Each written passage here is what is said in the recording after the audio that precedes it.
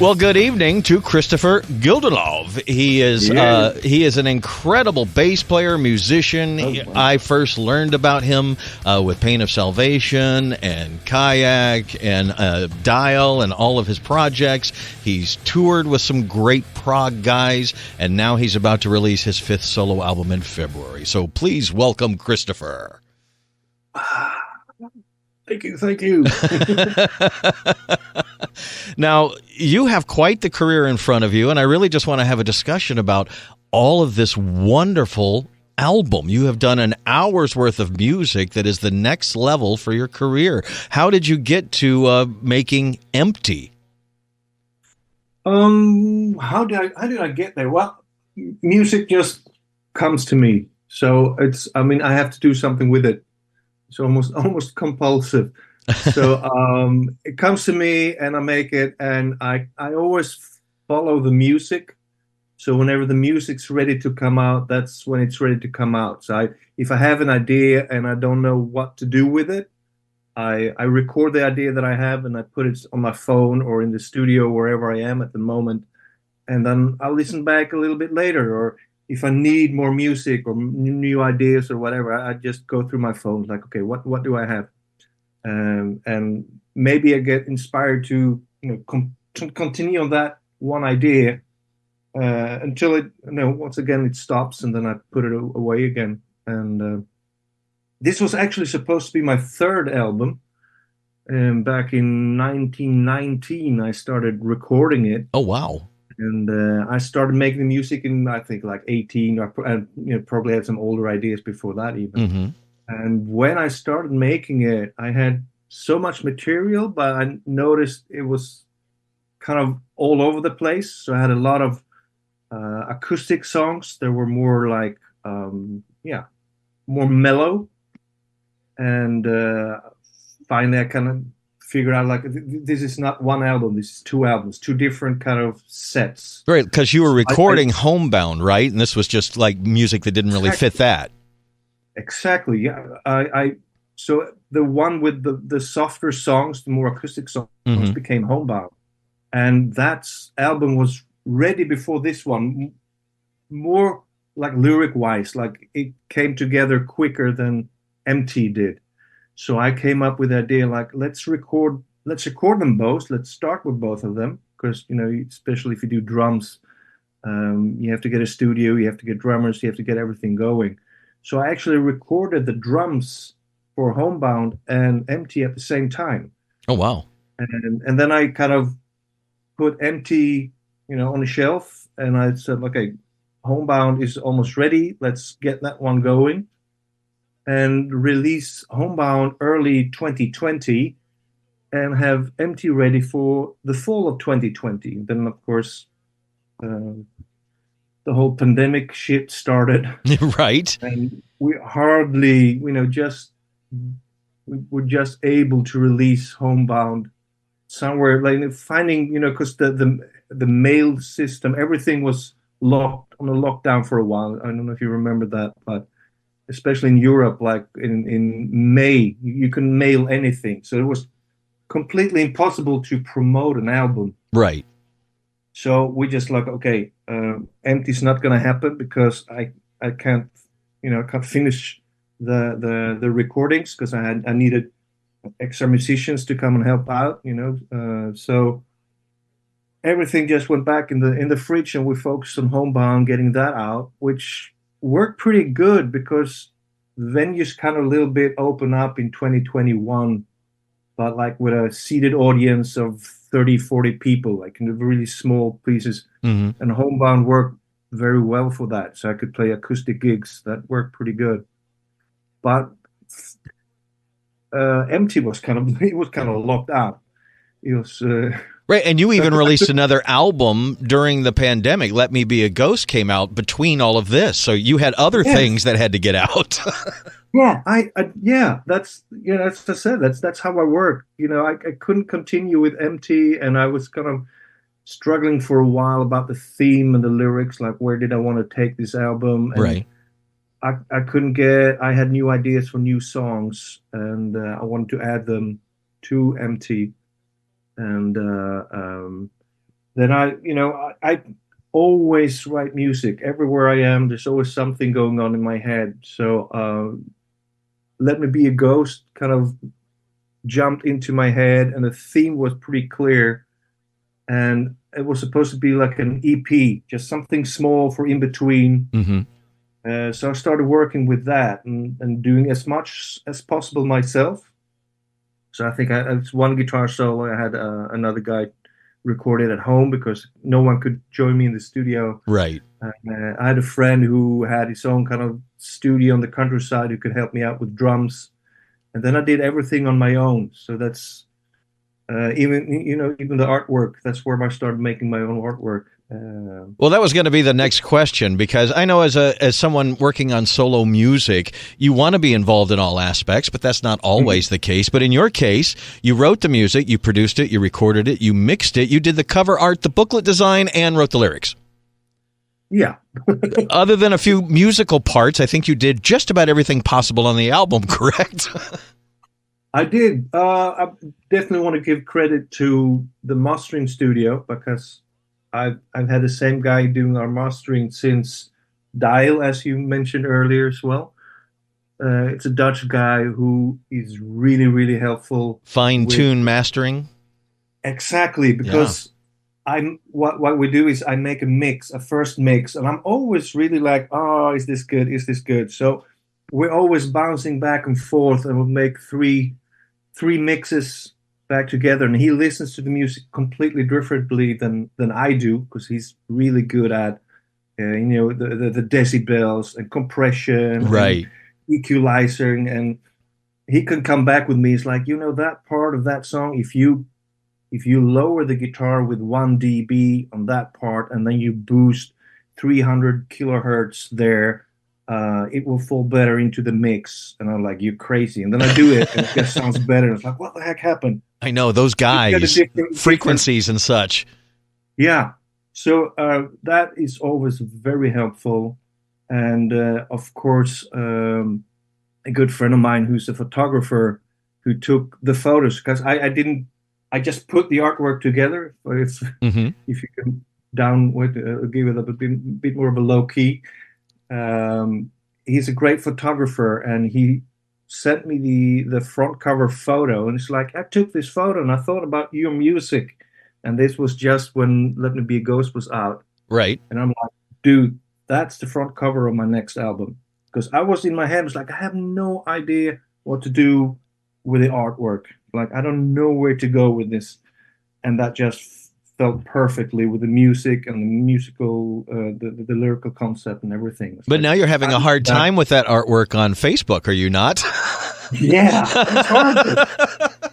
I mean, I understand how a computer can look at it and go, that's probably, I don't know, black. If I have only the artwork, it's okay. If I have it next to my face, I don't know if it thinks like it's a human body with a big hole in it or something. I don't know. When I looked at it this morning on Facebook, it was covered and said it was something about violence, and I'm like, really? Yeah. It's an album cover. It's a third time, and I was like, what's going on? So yeah, our smart computers are doing it again. Maybe too smart, right? Yeah. Now, and listen, the album's not going to be out till February. We're recording this in December. I got to listen to the whole album, and it's really good. I mean, it took me to another place, and I really enjoyed it. I don't want to get. I know this is going to be a musical surprise for some people, so I don't want to spoil anything. But that first track. Like, it's mellow, and you've got a lot of effects and stuff. And then it gets really bombastic just for the guitar solo. Like, What was I mean, because I love that. That's a perfect, it's only like a 3-minute song to open up the album, 3.5 minutes. But that was stunning. Thank you. That was one of that one and Down We Go were the two new songs that I recorded this year that weren't on the original recordings from 1990, and I've been playing around with that guitar riff and kind of more looking at the guitar, like how can I play the guitar and how can I find the sounds like this, especially when it all starts up with the guitar solo. I'm looking for that kind of Jimi Hendrix-ish kind of sound to it, the fast tone and the grittiness from the back in the 70s. And I know we had a gig a year ago, and we were kind of one song short. So that's when I kind of like, can we do something with it? I didn't have any lyrics or melody or anything. I just had that solo riff. Like, what Uh-huh. can we do with this? And it didn't work out, but the idea kind of kept in my head. It's like I have to make a song out of this. So it kind of came really quick, and yeah, turned into this. As I said, the music is in lead when it comes to my music making. So I just kind of follow it and have to go with the flow of the music itself. Like, where do you want to take me, and what do you want? What kind of lyrics do you want me to write on top of this? I think the best music does that, and your album does that. It takes me on a journey. I just put this on, I turn down the lights. I don't often have, and most people I know don't often have time to just sit down for an hour and just listen to an album. Don't pick up my phone. Don't play with the dogs. Don't do anything else, right? But I did, and I really enjoyed the experience, this journey that you took me on. Do you have a favorite song on this record? Because to me, it's all kind of like one project, but I know you worked on the songs individually. So what's one of your favorites? One song that I've kind of, I don't know why, but it's Black and White, kind of stuck with me in Mm-hmm. the idea and the production and the sounds that I came up with. And what was kind of hard was because there's the demo. I always make like a demo. I call it iDemo, like idea and a demo at once. Nice. I never really make a demo like, hey, this is my album, this is my song. It always starts like, this is an idea, this is the rough thing, and humming something through there, and like, okay, this is where it starts. And it was so good, like the feel of it. It's like, how am I gonna reproduce the feeling that came out of the demo version Mm-hmm. into the actual recording. So it took a lot of time to kind of remake mistakes, the all the kind of hissiness and bad noises and things you normally don't want to go on there. Right. Like, how can I put them all back there and make it sound good? And yeah, so I really like it. It's actually lyrical wise the one that's further away from the rest of the songs, Right.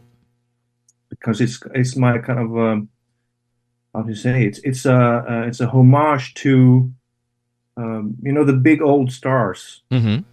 the ones who were big back in the black and white era, and this song was actually sort of supposed to be on Homebound, but it didn't make it. It was a little bit off for that album, so I saved it for Empty, and kind of always stuck with me. I like that kind of nostalgic feel to it, and I always had this idea of making a video with old clips from all the old guys, if I could say that way. So maybe this is You know, going to be one of the singles off the album, perhaps? not as it looks now, because if if it's going to be a single, I want the video, and if I want Right. this video, which I really want to make, I want to make it right. So I've had it. I don't know if you know how Homebound was sold with. You could buy like a special edition with a DVD, Mm-hmm. which was like music videos for all songs of the whole album. Which was awesome. Yeah, a lot of work, a lot of work. But I'm sure. yeah, I was sitting till 5 o'clock in the morning trying to figure out how to make a menu. That was just awesome. I was so tired. But I can and only imagine. there's a big mistake in there as well, just because of that. One of the songs cut short for I think 14 seconds or something like that. It's like, oh, I was already depressed. Well, But yeah, I have this great idea, which is in a way very simple, but you have to make it work, and you have copyrights and all that stuff. Like, if you want the old moving video pictures of everyone from Marilyn Monroe to Martin Luther King to the Beatles, all of those people we know from the black and white times, who are the big stars mhm. in music or theater or film or whatever. I want them all in there one way or another, and there's a lot of copyright problem going on there. Oh, yeah. But maybe one day I'll pick it up. I think that would be great, and you have it all formed out in your head. So all we got to do is find the money to do it, and the people to work on it with you. I think. Yeah, and I'm always very visual, so it's sometimes like I always think about music almost like a soundtrack. Like there's a video going on in my head. Like there's a story to every song, Mm-hmm. and the lyrics is telling some kind of story, and I see that story like a film in my head. So for almost every song that I have, there's like a music video going on in my head. And that probably helps with like the booklet design you did, because you kind of see it. I hope so. That idea with this booklet design was actually to very much leave it to the listener or to the viewer, or the people going through the artwork, and they could put into it whatever they want. So it's very abstract, but you can see different details, and whatever fits you and whatever you want to put in it. I want you to put in it. I get a lot of questions like, what is it on the front cover? What is that? And like, I'm not going to say it because it's what you think it is. It is what you think it is, and I want you to have that magic. And even if you're very curious, keep that magic. And so I was so special. What do you see in it? Well, I see a little bit of this, and I see a little bit, and that's great. that's Now, mission accomplished. That's what I want. You called the album Empty. The last song on the album is almost 10 minutes long. It's called Empty, but this album's anything but empty. It's full of all sorts of musical ideas. Why did you call it Empty? Well, because of the last song. Well, it has to do with the storyline. It's not I don't write concept albums. Well, The Rain was kind of a concept album, but the rest of my albums are not concept albums, as with a storyline from the first song to the last song, with maybe dialogues or characters and all that, characters, right? Stuff like that. It's not, but it is. Every album has a theme to it, so every album is differently. They feel differently. The artwork is differently. Sorry, but so there's a red thread going throughout the whole album, and every song sticks together and has something to do with each other, and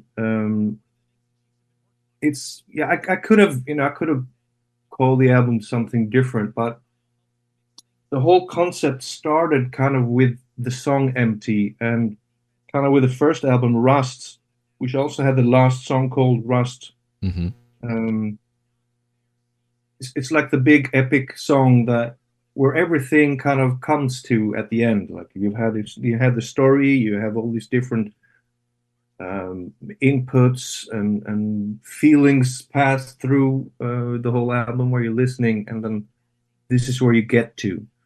And this song of course, the last song is about the creator of it all looking down and just kind of wondering like, okay, this didn't work out. I could try once again, see if I get a better result. But right. Seriously, I'm empty. I've done it so many times. It never works out. I don't feel the energy or creativity to start it again. So I'm empty. So it kind of comes back to that a bit. Yeah. Wow, that sounded a little more depressing than what I got out of the album. But let me change it then. What did you see? What did you think about the title Empty? I really did enjoy listening to the album. It's going to go into my collection as something I just listen to all the time because I really do like it. I'm not, Anyway, I read a story about you when you started music, and I had to laugh because it's the same story I had. When you started playing music, you wanted to be a drummer. And there were too many drummers because when I started middle school, I wanted to be a drummer, and the music director said, no, there's too many drummers, pick something else. And I picked trumpet, and I became a trumpet player. Is that how you became a bass player? Yes, sort of. There was like a rehearsal room at school, like in the breaks you could Hmm. sign up and you can play there for, I don't know, 20 minutes, or if you had a longer break you can or after school you could stay, and you kind of have to sign up every week. And so we just started out with like two classmates, sometimes three, and we're like, okay, what are we gonna do? So, this was early 90s, so you had Metallica's Black Album, you had Right. Guns N' Roses coming, and you had Nirvana just kicking off the whole grunge part with with Alice in Chains, whatever, all of that kind of stuff. Hmm.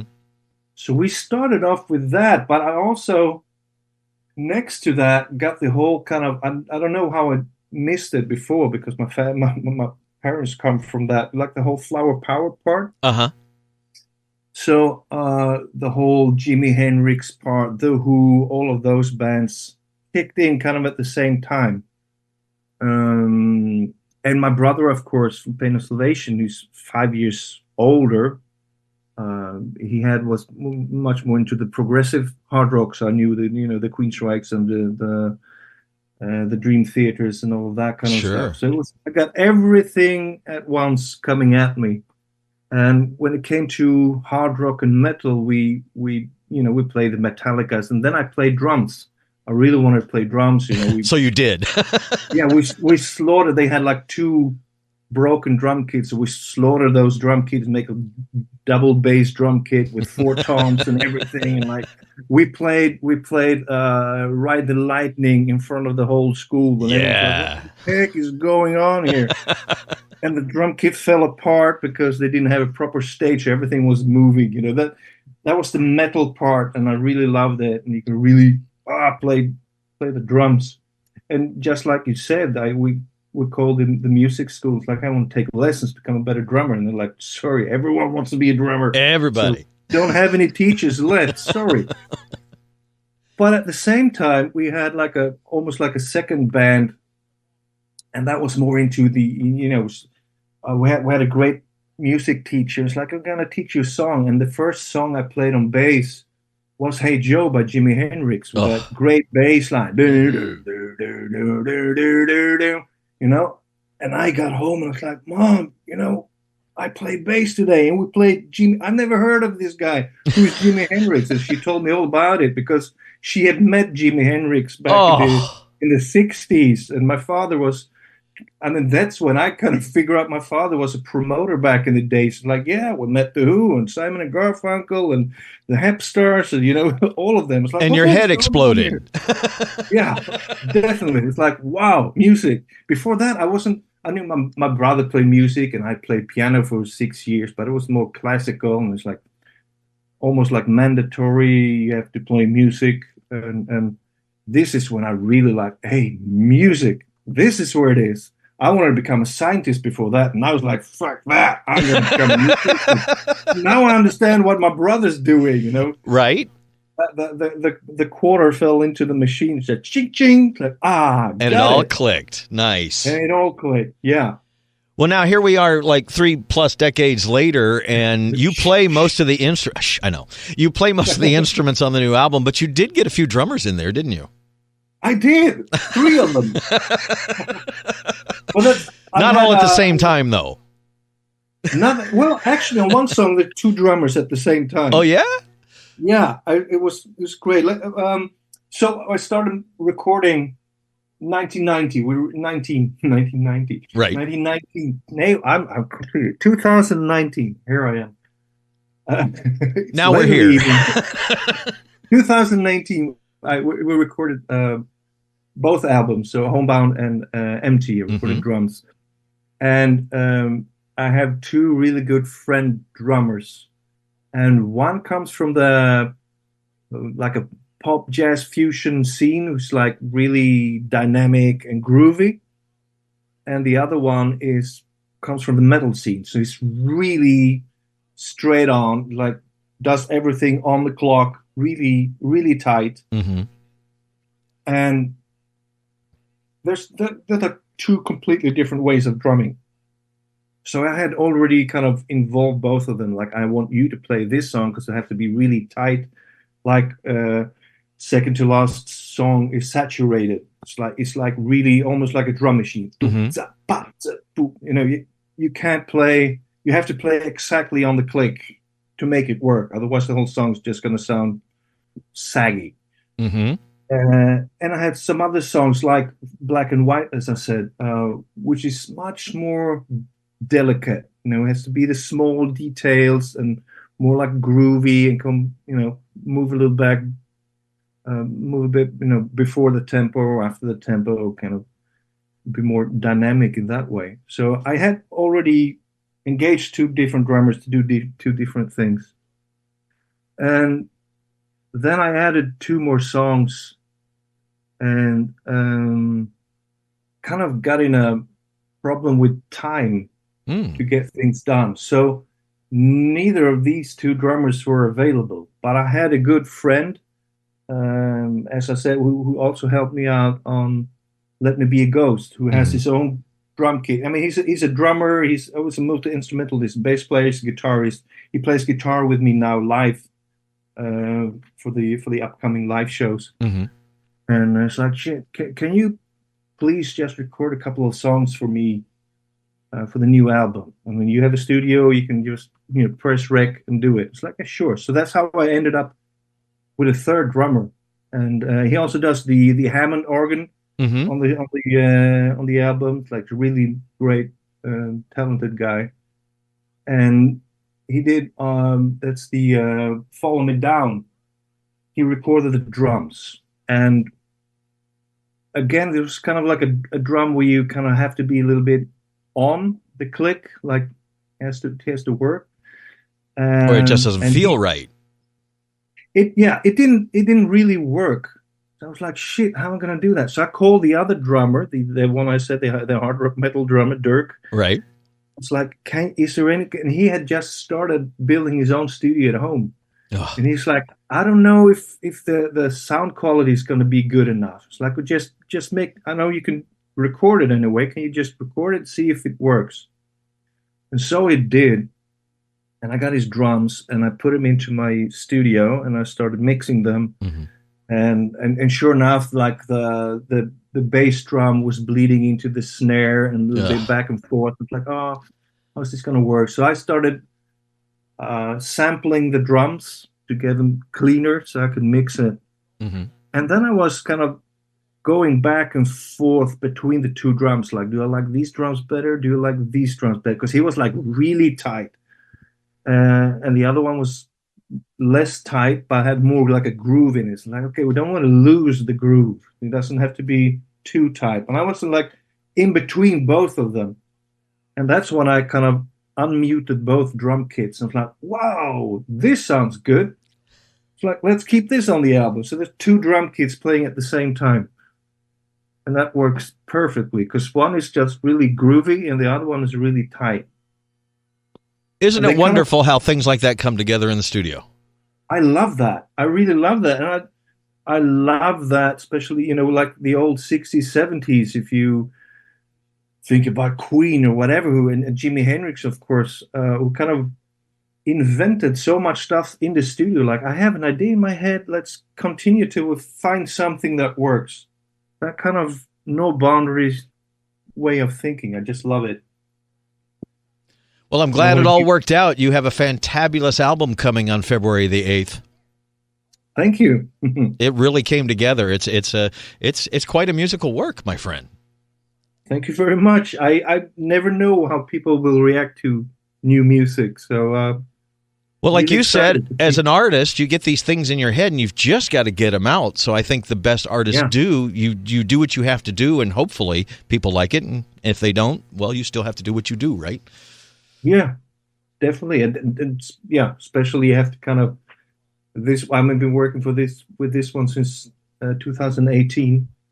And after a while, you really have to get it out of your system because it kind of hangs around. You're like, I want to, make new music, but you have to finish this one first.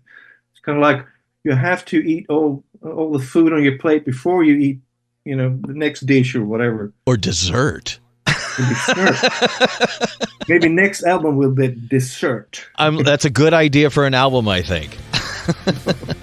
Well, Kristoffer Gildenlöw, His new album, Empty, it'll be out on February the 8th. You'll hear tracks on my radio station. And thank you so much for taking the time to talk to us tonight for you.